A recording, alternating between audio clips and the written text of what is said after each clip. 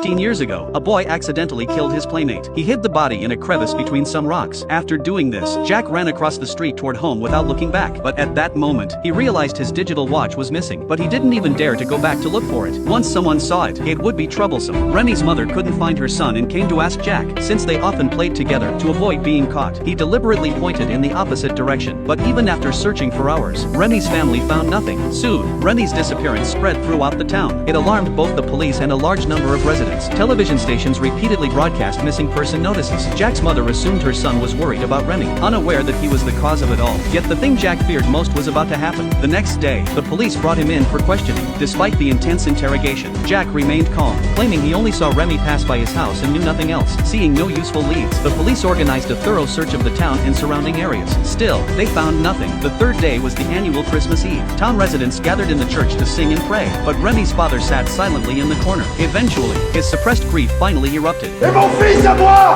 alors, il compte pour rien. C'est vrai quoi. Mon gosse a disparu depuis 2 jours. Et au lieu d'aller le chercher, on va chanter des cantiques. Personne sait où il est, je l'ai cherché partout. Enfin merde. Mon petit Rémi a disparu. Et on dirait qu'on fait rien. La police, ils disent qu'il s'est peut-être perdu, mais il paraît qu'une battue, ça peut pas se faire avant 2 jours. On me raconte que c'est dur à organiser, vous vous rendez compte? Vous vous rendez compte? C'est aujourd'hui qu'il faut y aller. Qu'est-ce qui va devenir votre mission?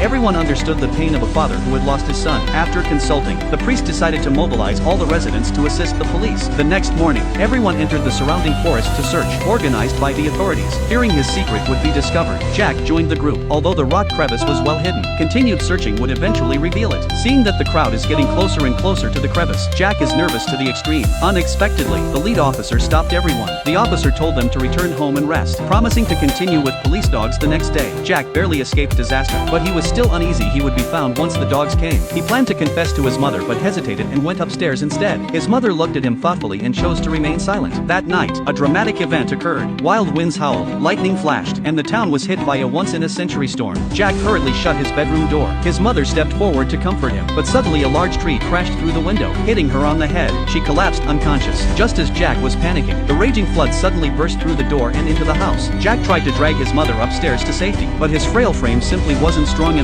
Luckily, his mother regained consciousness just in time, and they managed to climb upstairs and escape. The next day, the town was in chaos, with massive damage and casualties. Everyone focused on disaster relief, putting the search for Remy on hold. Jack secretly returned to the hiding spot, staring at the rock crevice now covered by fallen trees, and finally felt a moment of relief. 15 years passed, and no one mentioned the missing boy except Remy's parents. Jack had also finally gotten together with his longtime crush, Amy. He thought Remy's death would remain buried forever, but the town suddenly began a forest redevelopment project, including the area where Jack had hidden the body, with many trees being cut down. His 15-year-old secret was on the verge of exposure. Jack knew he couldn't just wait, he had to destroy the evidence. That night, he returned to the rock crevice, which smelled foul, yet Remy's jacket hadn't decayed. Jack grabbed a shovel, trying to pull out the blue jacket, but the crevice was too narrow, and repeated attempts failed. The flashlight attracts the lumberjack, who rushes to lift his tools and flee. Soon the workers discover the hiding place of the body. The mayor held a press conference, confirming that the body in the crevice was indeed Remy. Autopsy revealed he had been struck in the temple with a blunt object, clearly murder. A white, brown-haired male hair DNA was also found on Remy's jacket, but is not in the database. Remy's father demanded DNA testing for all residents, but the mayor hesitated. Mass testing was expensive, and the killer could have been a stranger or vagrant. Searching that way would be like looking for a needle in a haystack. The town couldn't afford to invest the resources to investigate. Finding the killer would depend on him eventually submitting DNA, but there was no telling when that might happen. Remy's parents were devastated, while Jack breathed a sigh of relief so long as no DNA testing happened. He was safe. He thought the ordeal was over. But the next day, as Jack started work, a driver approached him and handed him a digital watch, the very one he had lost in the forest all those years ago. Back then, a car had passed by while he was hiding the body. Though Jack hid behind a tree, the driver recognized him instantly. The news of Remy's disappearance spread that same day. The driver suspected Jack immediately and had found his watch in the forest. He didn't report it because he liked Jack's mother, but he warned Jack that unless he confessed, he would live with this guilt forever. Just as Jack was panicking, his girlfriend announced she was pregnant and suggested marriage. Jack denied it was his child, but the girlfriend said if if you don't believe it. Get a DNA test. Jack panicked and, to protect his secret, agreed to marry her. The reason he didn't want to marry was that his girlfriend was the sister of the friend he had killed. He didn't know how he could face her family after marriage. After much hesitation, he still chose not to confess. Jack married Amy, and they soon had a child. On the surface, life seemed happy, but Jack endured immense daily torment. Every move, every expression from his in-laws and wife constantly reminded him of the monstrous crime he had committed.